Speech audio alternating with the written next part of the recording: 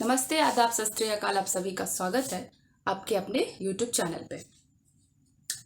तो आज हम पढ़ेंगे सीक्वेंस एंड सीरीज, जो कि क्लास 11th का एक टॉपिक है।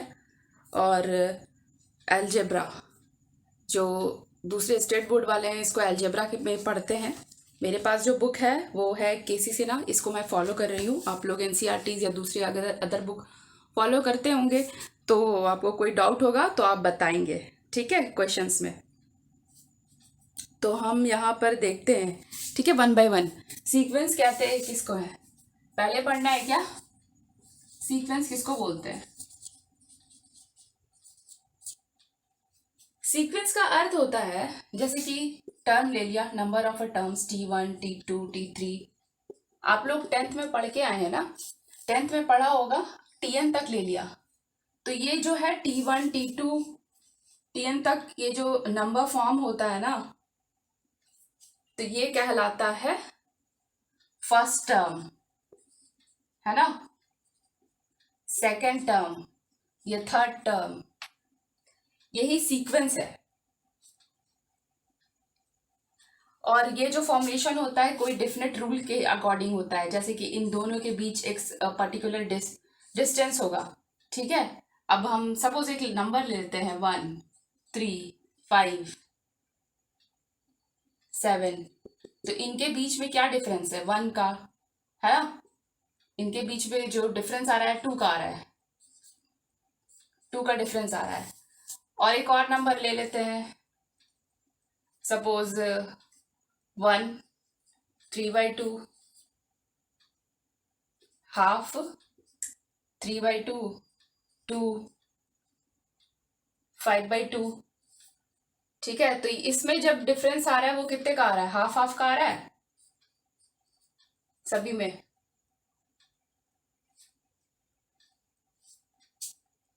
ठीक है ना। तो यही जो है ना, ये कहलाता है सीक्वेंस। अब यहाँ पे पढ़ना है कि कितने तरह के सीक्वेंस होते हैं। पहले टाइप ऑफ सीक्वेंस,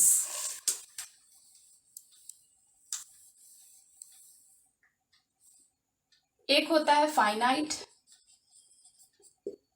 और एक होता है फाइनाइट सीक्वेंस, और दूसरा होता है infinite. Infinite sequence, finite sequence में कोई टर्म है T1 T2 T3, ठीक है, Tn तक दे रखा होगा, ठीक है। इनफाइनाइट में है कि T1 T2, बट Tn जो है कोई टर्म दिया नहीं रहेगा, ये हो गया इनफाइनाइट सीक्वेंस।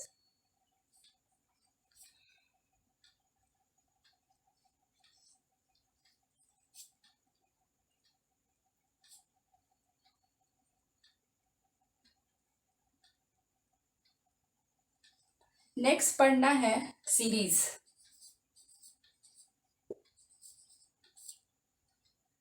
जैसे T1 T2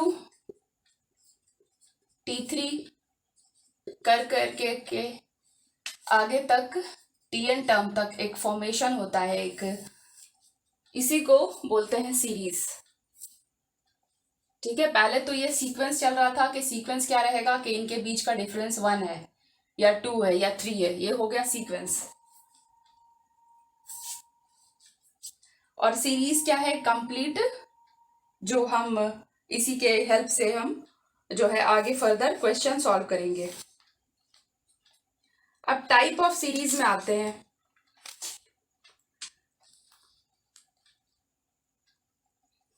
भाई फाइनाइट और इनफाइनाइट यहाँ भी है, ठीक है।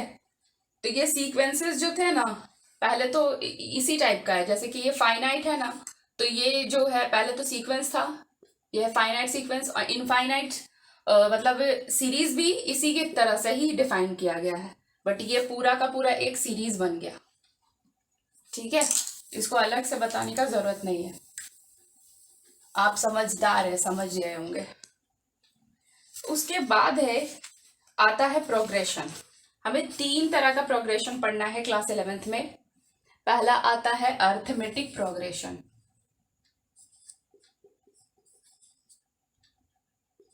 अर्थमेटिक,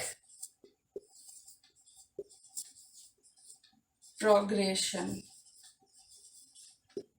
जिसको एपी से भी बोलते हैं। अगला है जियोमेट्रिक प्रोग्रेशन, इसको जीपी से रिप्रेजेंट करते हैं। लास्ट है हार्मोनिक प्रोग्रेशन, इसको एचपी से रिप्रेजेंट करते हैं। आप लोग क्लास 10th में पढ़ के आए हैं ना, एपी जीपी नहीं पढ़ा था, लेकिन एचपी भी नहीं पढ़ा था।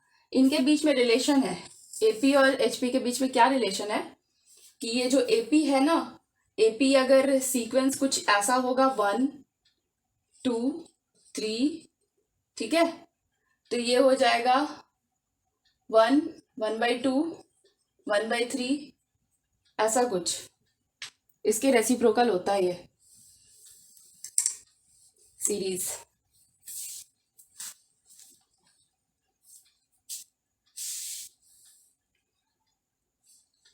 तो हम पढ़ते हैं 1 by 1 अर्थमेटिक प्रोग्रेशन। इसमें जो कुछ कुछ प्रॉपर्टीज हैं उसी के अकॉर्डिंग क्वेश्चंस हम देख लेते हैं वर्कआउट में। जैसे कि टाइप 1 का हम कुछ क्वेश्चन देखते हैं। पहला टाइप का जो है ना क्वेश्चन, उसको कुछ रूल से रूल फॉलो करके बनाना है। जैसे कि हम टाइप 1 डिस्कस कर रहे हैं। आगे अगर कुछ डाउट आएगा तो आप बताएंगे मुझे, ठीक है। टाइप 1 में क्या है कि टीएन टर्म अगर दे रखा हो कि nth term of the sequence, कोई भी सीक्वेंस है, अभी बताया आपको मैंने सीक्वेंस किसको बोलते हैं, उसका 2n² + 1 दे रखा है। तो find the sequence, is this sequence in AP, क्या ये एपी में है। आपको बताया गया था ना कि सब T1 टर्म T2 टर्म ये सब भी अलग अलग वो है सीक्वेंस कहलाता है। तो एपी में पता करने के लिए क्या क्या कंडीशन था, देखिए एपी के लिए जो कंडीशन आते हैं ना कि पहला टर्म और दूसरा टर्म और पहला टर्म जो है, इनके बीच का जो डिफरेंस होता है वो तीसरा टर्म और दूसरा टर्म के बीच के डिफरेंस के बराबर होना चाहिए, ठीक है। थर्ड टर्म और सेकंड टर्म का डिफरेंस और सेकंड टर्म और फर्स्ट टर्म का डिफरेंस जो है बराबर रहेगा, तो वो जो है प्रोग्रेशन या सीक्वेंस जो है वो एपी में रहेगा। तो टाइप 1 में हम देखते हैं क्या है, ये होता है, ये n को रखो, n = 1, तो 2n² + 1, 2 × 1 + 1 जो कि 3 आता है। अब फिर से n = 2, 2n² + 1, 2 × 2 का स्क्वायर + 1 विच इज 8, 8 + 1 is 9। अगला रखना है n = 3, 2n² + 1, 2 × 3 का स्क्वायर + 1 विच इज 9 × 18, 18 + 9 19। तो क्या लग रहा है आपको, ये सीक्वेंस फॉलो कर रहा है? मुझे तो नहीं लग रहा है कि ये फॉलो कर रहा है, तो ये एपी में तो होगा नहीं।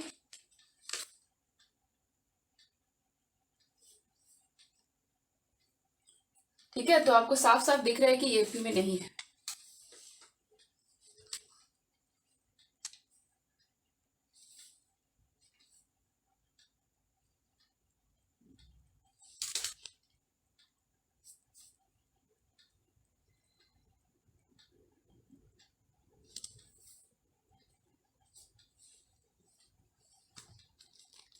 अगला एक फॉर्मूला है, आपको बताना चाहिए, ये चीज बता देते हैं।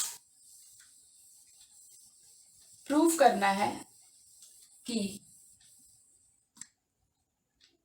nth टर्म जो कि है Tn = a + n - 1 × d होता है। ये आपको प्रूव कर रहा है।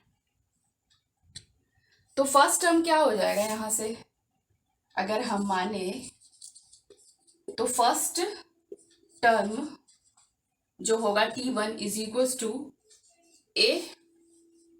ठीक है, अब ए कहने का मतलब ये है कि हम n की जगह पे अगर 0 रखेंगे तो क्या हो जाएगा, वो 0 हो जाएगा ना पूरा वैल्यू।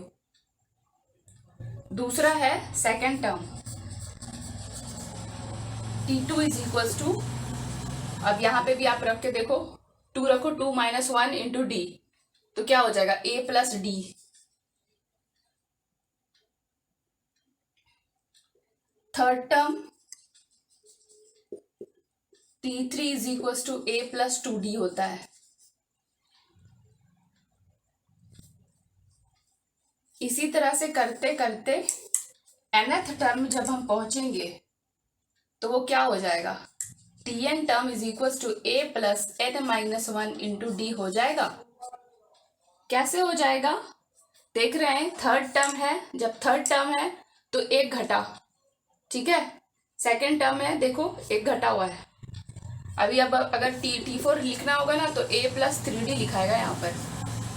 तो इसी तरह से हम ये कह सकते हैं Tn is equal to a plus n minus 1 into D हो जाता है। d क्या है, d पता है ना, कॉमन डिफरेंस है, d है कॉमन डिफरेंस, n है number of a term, a जो है फर्स्ट टर्म को कहते हैं।